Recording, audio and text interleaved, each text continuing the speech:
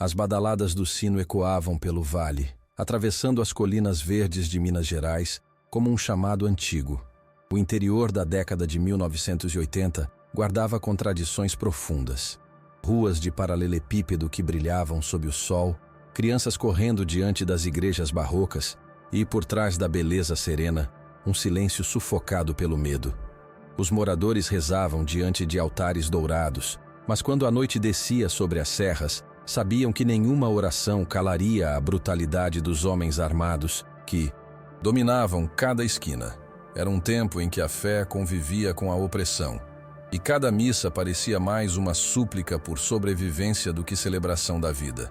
No centro dessa pequena cidade erguia-se a matriz, e nela a figura de Antônio Valério. Aos 42 anos, o padre carregava no rosto austero as marcas de uma vida inteira atravessada pela dor. Filho de uma família simples, conhecera cedo a injustiça. Ainda seminarista, vira seu irmão ser executado diante de seus olhos, sem que a polícia se movesse para punir os culpados. Desde então, sua fé fora construída sobre uma fissura. De dia, guiava seu rebanho com sermões severos e palavras de consolo. De noite, revivia em silêncio o sangue do irmão derramado.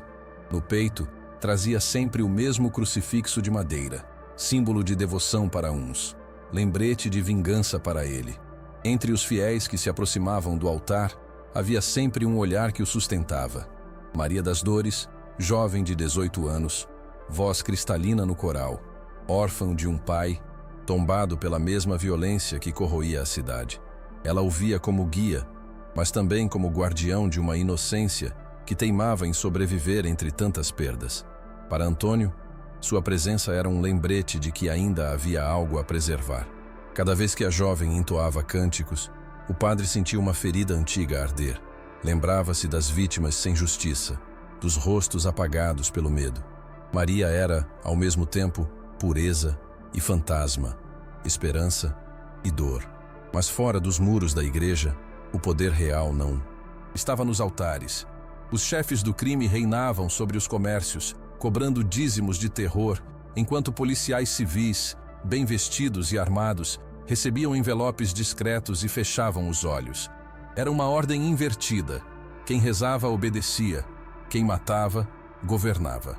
O silêncio se tornara a língua oficial da cidade, e cada morador sabia que uma palavra errada poderia custar a vida.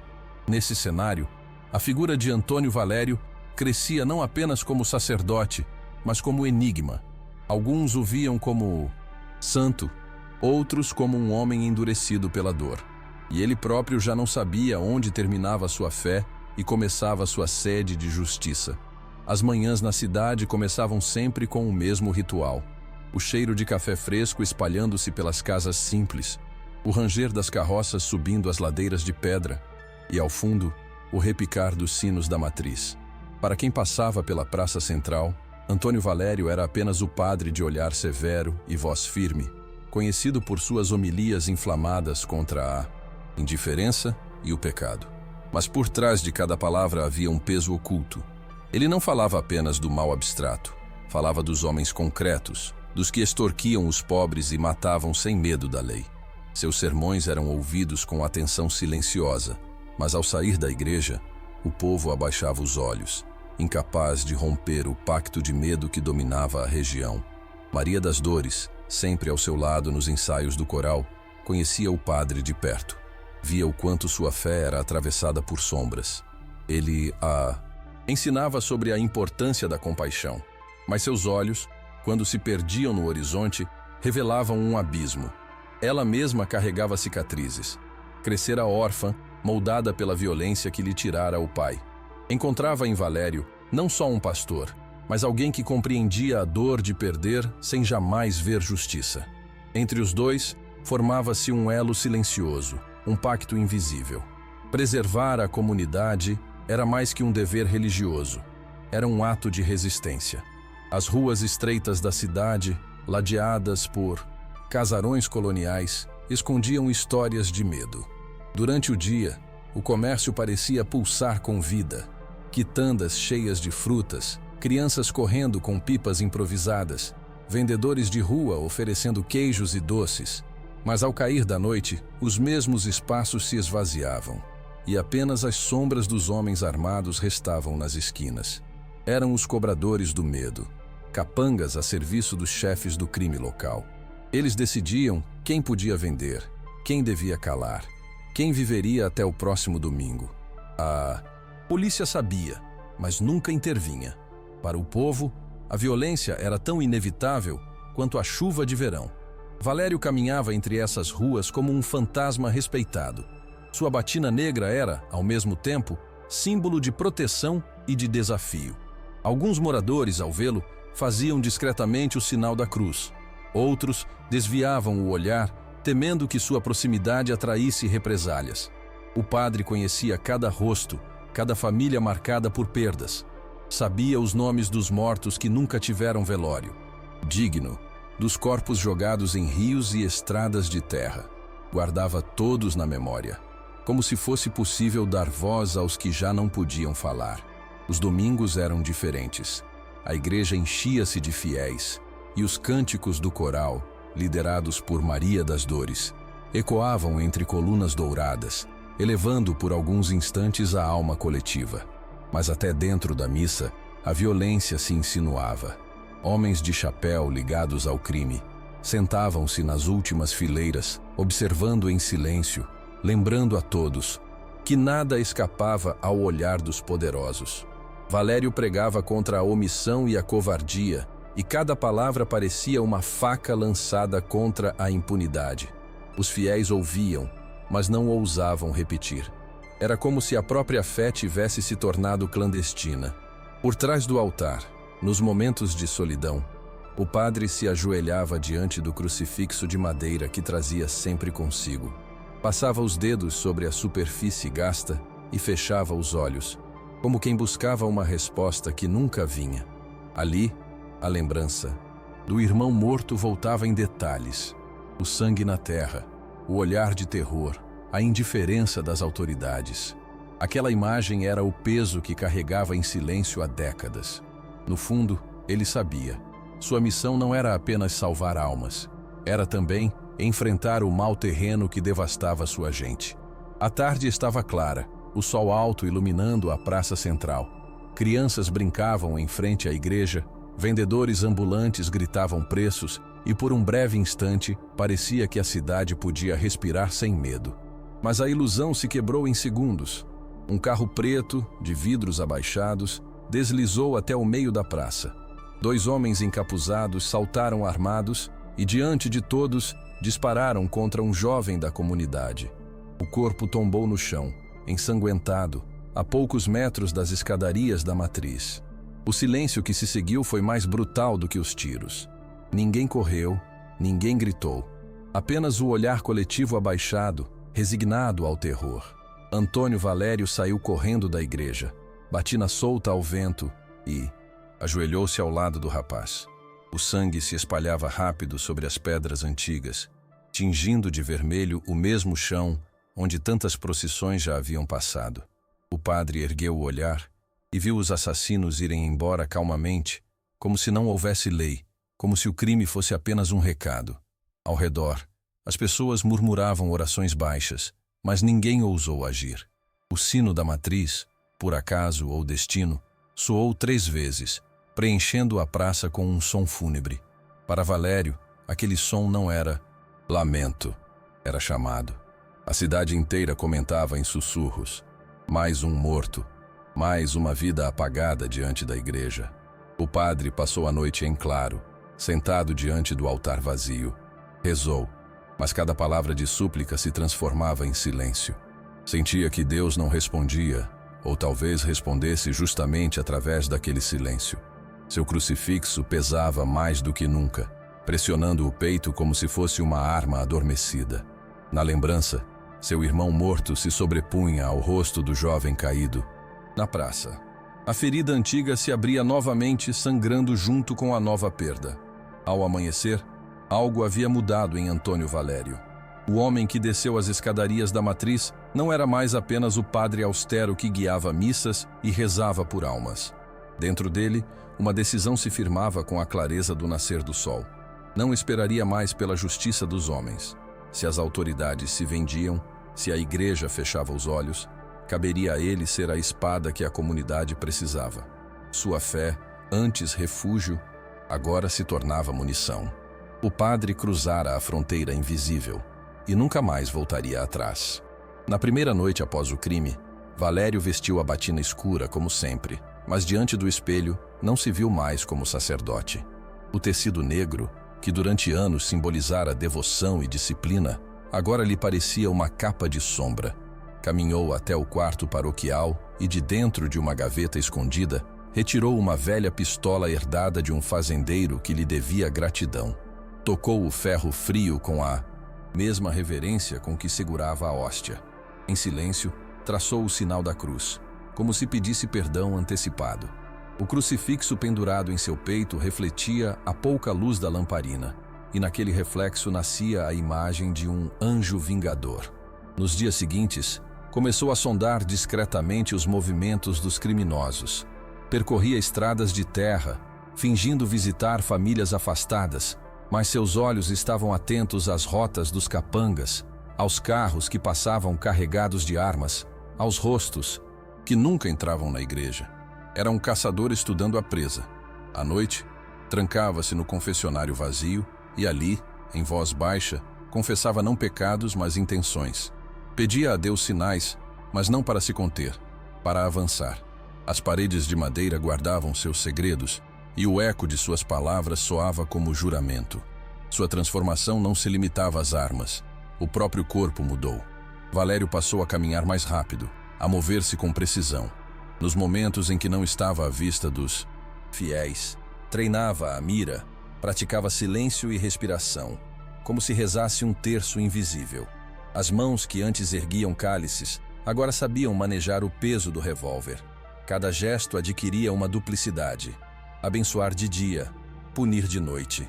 O padre já não era apenas guia espiritual, tornara-se executor em potencial, uma sombra à espreita. Maria das Dores notava algo diferente. O padre parecia mais distante, com um olhar fixo em horizontes que ela não podia alcançar. Perguntava-lhe se estava bem, respondia com frases curtas, quase sempre desviando o assunto para ensaios do coral ou para tarefas da paróquia. Mas em seus olhos havia fogo.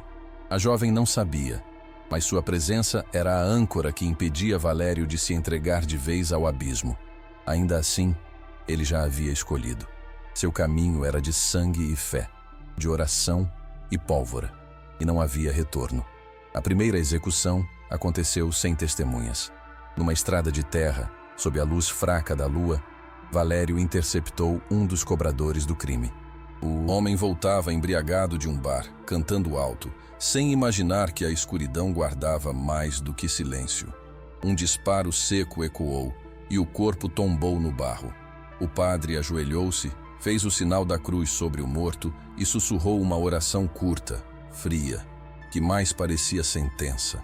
Na manhã seguinte, quando encontraram o cadáver, ninguém ousou falar em voz alta. Apenas um rumor se espalhou. Justiça havia chegado. Dias depois, outro capanga desapareceu misteriosamente. Vira-se pela última vez seu cavalo amarrado próximo a um riacho. O corpo nunca foi encontrado, mas histórias surgiram. Alguns juravam ter visto uma sombra de batina mover-se entre as árvores.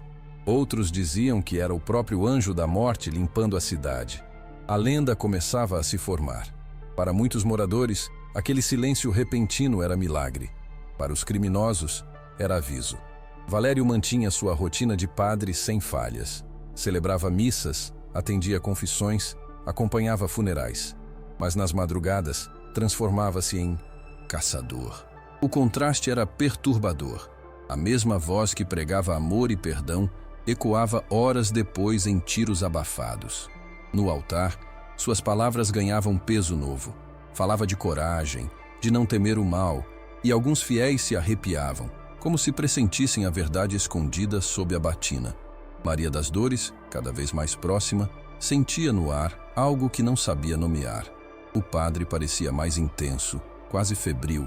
Nos cânticos, Sua voz firme guiava o coral como se estivesse preparando soldados para a batalha. Ela o admirava, mas temia o fogo em seus olhos. Certa noite, ousou perguntar se ele acreditava que a justiça divina sempre chegava. Valério apenas respondeu: "O silêncio de Deus também pode ser resposta." A jovem não compreendeu totalmente, mas aquelas palavras ecoaram em sua mente como presságio. A cada execução, o medo mudava de lado. Os criminosos, antes intocáveis, começaram a andar em grupos, armados até os dentes. Comentava-se que havia uma força invisível caçando-os. Ninguém ousava pronunciar o nome do padre, mas muitos já desconfiavam. Ainda assim, entre os fiéis, crescia um respeito misturado a temor. Para alguns, Valério já era santo vivo. Para outros, um homem que vendera a alma em troca de vingança. A igreja, no entanto, não tardou a perceber. Bispos da capital ouviram rumores de um padre envolvido em mortes inexplicáveis. Primeiro chegaram cartas discretas, pedindo cautela em seus sermões. Depois, visitas de superiores que o pressionavam a se conter. Valério ouvia em silêncio, baixava os olhos, mas em sua mente o juramento estava firmado. Nada o faria parar, nem mesmo Roma. A polícia local também se inquietava. Oficialmente, investigava os crimes. Extraoficialmente, muitos agentes admiravam a coragem de quem ousava enfrentar os bandidos que eles próprios temiam. Era um jogo duplo. De dia, caçavam pistas. À noite, cochichavam que talvez fosse melhor deixar o tal anjo vingador continuar seu trabalho. No fundo, todos sabiam. Ele fazia o que ninguém tinha coragem de fazer. Com o tempo, Valério já não precisava agir todas as noites. A lenda se tornara arma por si só. Bastava o badalar do sino da matriz à meia-noite para que muitos criminosos dormissem de olhos abertos, imaginando a sombra da batina atrás da porta. O crucifixo no peito do padre, ensanguentado em sua memória, transformara-se em emblema de medo e esperança. A cidade vivia dividida entre reverência e terror, mas uma certeza crescia. O equilíbrio de forças havia mudado. O rumor se tornou insuportável dentro da igreja. As cartas de Roma chegaram carregadas de advertências, e um bispo foi enviado pessoalmente para confrontar Antônio Valério. Na sala paroquial, diante de paredes simples e de um crucifixo gasto, o bispo exigiu explicações. "Padre, dizem que o senhor tem sangue nas mãos." Valério não respondeu. Apenas fitou o homem com olhos cansados, como quem carrega segredos maiores do que qualquer tribunal eclesiástico poderia compreender. O silêncio foi tomado como confissão. Dias depois, a ameaça de afastamento foi oficializada. Mas a comunidade reagiu. Muitos fiéis se recusaram a aceitar que o padre fosse punido. Alguns o chamavam de protetor, outros de milagre. Para eles, não importava se os rumores eram verdadeiros. A cidade estava mais segura desde que a sombra vingadora surgira. Nas tavernas e mercados, cochichava-se que, se a igreja ousasse afastá-lo, perderia de vez a fé do povo. O padre tornara-se um símbolo que transcendia a própria instituição. A polícia, por sua vez, pressionada pela capital, intensificou investigações. O delegado local, conhecido por seu apreço por propinas, não via vantagem em prender Valério, mas não podia ignorar ordens diretas. Homens armados foram enviados para vigiar a matriz, e relatórios formais mencionavam comportamento suspeito. Contudo, nos corredores escuros da delegacia, agentes comentavam em voz baixa que preferiam seguir vivos a se opor ao padre. A ambiguidade institucional crescia. O Estado queria puni-lo, mas seus representantes sabiam que precisavam dele. Para Valério, esse cerco apenas confirmava o que sempre soubera. As instituições jamais protegeriam seu povo. Igreja e polícia não eram diferentes dos criminosos. Todos buscavam preservar poder, não vidas. Cada ameaça de punição reforçava sua convicção de que a justiça só podia nascer de suas próprias mãos. Diante do altar, sozinho, tocava o crucifixo no peito e murmurava: "Se for pecado, que recaia sobre mim, mas que eles jamais toquem nos meus." A emboscada aconteceu no alto da serra, onde as estradas se estreitavam entre rochedos e mato fechado. O líder criminoso, homem que durante décadas espalhara terror pela região, subira para encontrar comparsas. Mas quem o esperava, oculto na sombra das pedras, era Antônio Valério. O padre carregava consigo apenas a velha pistola e o crucifixo no peito. A noite estava fria, o vento cortava como lâmina e o silêncio era absoluto. Como se até os animais temessem presenciar o encontro. Quando os faróis do carro iluminaram a curva, Valério saiu das sombras. O inimigo reconheceu de imediato a figura de Batina, e o riso que escapou de sua boca era carregado de desprezo. "Então é você o fantasma?" provocou, sacando sua arma. O confronto foi rápido, brutal, marcado pelo som seco de disparos e pelo cheiro de pólvora que impregnava o ar. Entre rochas e labaredas de tiros, oração e violência se misturavam. O padre, ferido de raspão, mantinha-se firme, como se cada bala fosse sustentada por décadas de dor acumulada. No instante decisivo, Valério desarmou o inimigo e o encurralou contra a pedra. O homem estava indefeso, ofegante, mas ainda com o olhar de quem não conhecia medo. O padre ergueu a arma, apontando-a para o peito do assassino de seu irmão, o homem que simbolizava todo o mal que devastara sua terra. Por segundos eternos, ficou imóvel, entre o peso da vingança e a promessa da fé. Sua respiração era oração e maldição ao mesmo tempo. Um disparo ecoou pela serra, misturando-se ao vento. Ninguém soube ao certo o que aconteceu depois. Alguns juraram ter visto o líder cair morto. Outros diziam que apenas foi entregue a um destino desconhecido. O certo é que, naquela noite, o padre desapareceu. O carro abandonado foi encontrado dias depois, mas de Valério não havia sinal. Restou apenas o crucifixo, ensanguentado, deixado sobre uma pedra como testemunha silenciosa. Na cidade, a notícia correu como fogo em palha seca. Uns diziam que o padre havia sido morto pelos comparsas do criminoso, enterrado em covas rasas longe da vista de todos. Outros acreditavam que, ferido, fora resgatado secretamente por monges e levado a um mosteiro distante, onde viveria em silêncio, penitente por seus atos.